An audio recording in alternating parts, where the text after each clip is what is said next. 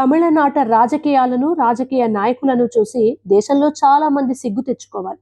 ఓడిపోయిన తర్వాత కూడా అక్కడ స్టాలిన్ వ్యవహరిస్తున్న తీరు అందరి నోట శభాష్ అనిపించుకుంటుంది. తను ఓడిపోయిన తర్వాత కూడా తన నియోజకవర్గానికి వెళ్లి ప్రజలను కలుసుకోవడం, వారికి కృతజ్ఞతలు తెలియజేయడంతో ఈ కాలంలో కూడా ఇలాంటి రాజకీయ నాయకులు ఉన్నారా?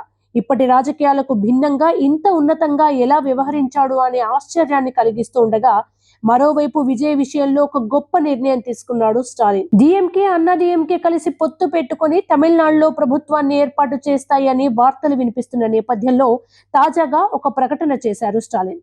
మేము పొత్తు పెట్టుకోవడం లేదు, ప్రజలు మమ్మల్ని ప్రతిపక్షంలో ఉండమని తీర్పిచ్చారు, ప్రజల తీర్పుకు మేము కట్టుబడి ఉంటాము, విజయ్ ప్రభుత్వం ఏర్పాటు చేయడంలో మాకు ఎటువంటి అభ్యంతరం లేదు అని స్టాలిన్ అనౌన్స్ చేయడం స్టాలిన్ పరిపక్వతకు, ఉన్నతమైన రాజకీయ విలువలకు నిదర్శనంగా నిలిచాయి. స్టాలిన్ వ్యవహార శైలి చూసి చాలా మంది నేర్చుకోవాలని, అటువంటి హూందాతనంతో నిండిన రాజకీయాలు చేయాలని సర్వత్రా చర్చలు మొదలయ్యాయి. అంతేకాదు డిఎంకే మిత్రపక్షాలు కూడా విజయ్తో పొత్తుకు వెళ్తాయన్న వార్తలు వస్తున్న నేపథ్యంలో మిత్రపక్షాలు కూడా స్టాలిన్ తో చర్చించి నిర్ణయం తీసుకుంటాము అనడం స్టాలిన్ పట్ల వాళ్లకున్న గౌరవాన్ని, రాజకీయాల్లో ఉన్న నిబద్ధతను వీటన్నింటినీ మరొకసారి నిరూపించాయి.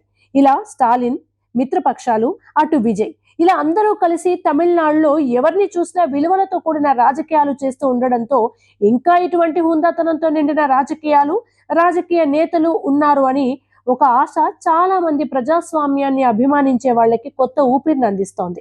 స్టాలిన్ తన హుందాతనంతో ఓడినా గెలిచాడు.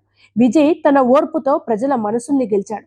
మొత్తంగా తమిళనాడులో అందరూ గేమ్లో గెలిచిన వాళ్ళలాగే కనిపిస్తున్నారు. మీరేమంటారు?